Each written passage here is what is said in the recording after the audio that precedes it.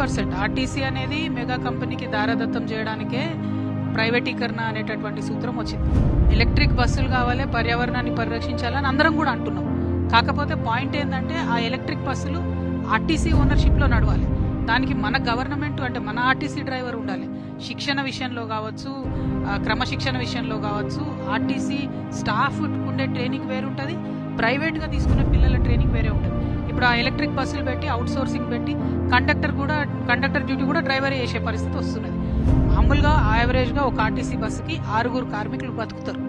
ఈ గవర్నమెంట్ వచ్చినాక ఏం చేసింది, ఆ రేషియోను 3కి తగ్గించింది. అంటే చాలా వేగంగా ప్రైవేటీకరణ వైపు వెళ్తున్నది. అది కరెక్ట్ కాదు, ఎవరికి కరెక్ట్ కాదు. అది రాష్ట్రానికి కరెక్ట్ కాదు, ఆర్టీసీకి కరెక్ట్ కాదు. పర్యావరణాన్ని సరిచేయాలనుకుంటే మన ఓనర్షిప్ అనేటటువంటిది ఎలక్ట్రిక్ బస్సులది గవర్నమెంట్ దగ్గర ఉండాలి. ఎందుకు అద్దెకు తీసుకుంటున్నారు? ఆ అద్దెకు ఉండే కండిషన్లు ఏంది, మళ్ళీ ఎప్పుడు ఇస్తారంటే అల్టిమేట్గా ప్రైవేట్ వ్యక్తులకు, ప్రైవేట్ సంస్థలకు లాభం చేస్తున్నారు అనేది క్లియర్గా తెలుస్తున్నది. Thank you.